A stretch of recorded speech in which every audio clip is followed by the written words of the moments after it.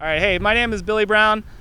I am a nature writer with Grid Magazine, also a co-founder of naturepHilly.org, and one of the co-hosts of the Urban Wildlife Podcast. We're talking about some urban birds today that you'll see all over Philadelphia all year long. As you get into birding, you might get into looking for the rarer birds, stuff that only shows up once in a while, but we have three species of birds that are all over urban areas in Philadelphia that are a great way to learn about bird behavior, bird biology, bird ecology, and sort of practice birding so that later on, as you improve your skills, whether it's with your binoculars or identification, birding by ear, you've already sort of been practicing with the stuff that's all around you. House sparrows are the sort of default little brown birds we have everywhere. If you're thinking, what's a house sparrow? Just think of the little brown bird you saw last walking around Philadelphia. That's a house sparrow. Starlings are black with white spots. That's where they get the starlings, because there's kind of like stars scattered all over them. And the males have sort of a beautiful iridescent sheen like oil on a puddle in the breeding season, so in spring into summer. They are sort of our default black birds around Philadelphia. We've also got pigeons. I think everybody knows what a pigeon is, so I won't go into too much description there. Pigeons are also sometimes called rock pigeons or rock doves, to be more specific about it. All three of these birds are all around us all the time, pretty much anywhere you are. They're probably on your block right now. All three of these birds are native to Europe.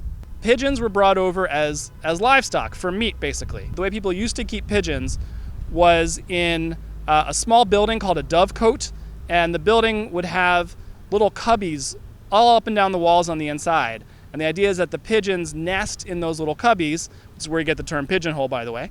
And then as the nestlings get a little bit bigger, get close to fledging and leaving the nest, then you grab them and you eat them. And that's called squab, right? So the pigeon young are called squabs. You can still order squab in restaurants today. The pigeons, of course, they're sort of living in this semi-open arrangement. And so it was pretty easy to see how they sort of escaped or started breeding out in the wild a little bit, the wild being cities and towns, and even agricultural areas. Of course, people keep pigeons for their appearance, so people breed fancy plumages, different colors, different feather shapes and stuff like that. And then over time, these would escape, mix in with those feral flocks, and that's why we got such a hodgepodge of pigeon appearances today. Starlings were brought over in the early 1890s by people who just thought it would be fun to release a whole bunch of different kinds of birds in North America and see what would stick.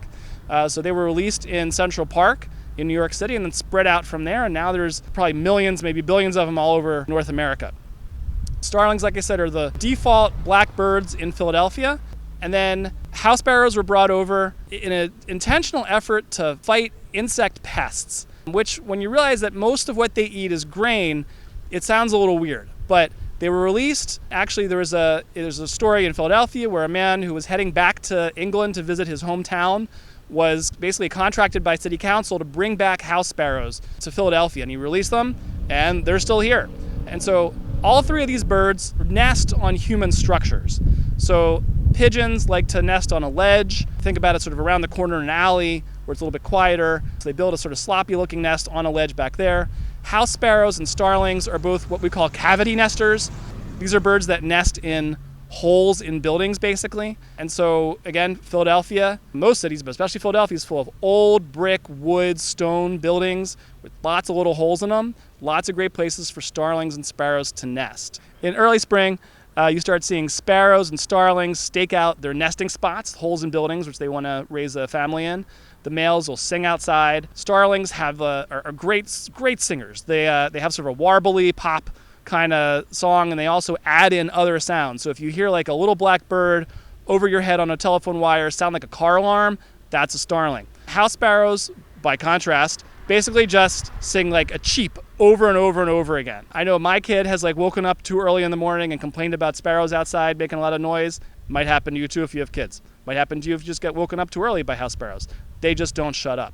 And then pigeons, you'll see, I think we're all used to seeing male pigeons looking really iridescent and beautiful, strutting around, cooing, try to get the attention of a female pigeon. And then you'll see their fledglings come out.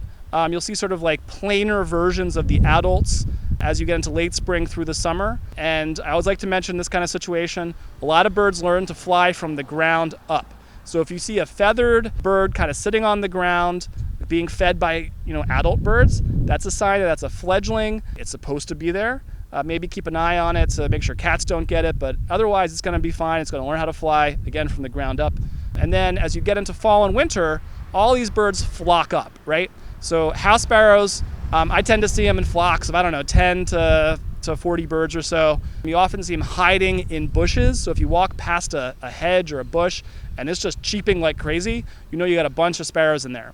Starlings form up really big flocks. In some parts of the country, you can see them in like the thousands. They're called murmurations. You see smaller flocks around the city. Pigeons, similar kind of thing, although smaller flocks, I don't know. I tend to count 50, 100 pigeons when I see them sitting around. All three of these birds are food for other birds, right? So our Cooper's hawks, our peregrine falcons, our kestrels, our sharp-shinned hawks, all these feed on all three of these bird species. So you can see how they, even though they're, these are exotic birds, they're living off what we throw away, or like the seeds from our grass and weeds. They all have a role to play in the ecology with a lot of wild and native animals also. As you get used to observing these birds, you'll start noticing other bird species by contrast, basically. You'll start noticing that you've got smaller pigeon-like birds that are kind of tan-colored, and those are mourning doves. They're a native bird that's all over also.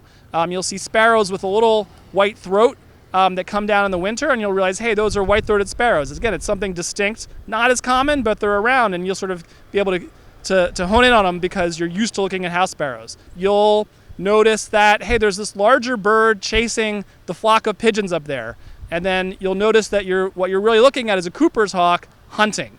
So again, this is sort of sets you up for a lot of great bird observations in the city. And I guess I'll just wrap up by saying this is, again, a great way for you to practice birding, right? Get a pair of binoculars. It can take a little time to learn how to use it. Well, you can practice on the starlings and the sparrows and the pigeons all around you. Thanks for watching. Again, this is a production of phillynature.org. Please check us out, learn more about nature in Philadelphia, and Grid Magazine. Please consider subscribing to Grid Magazine and support environmental journalism here in Philadelphia. Thanks.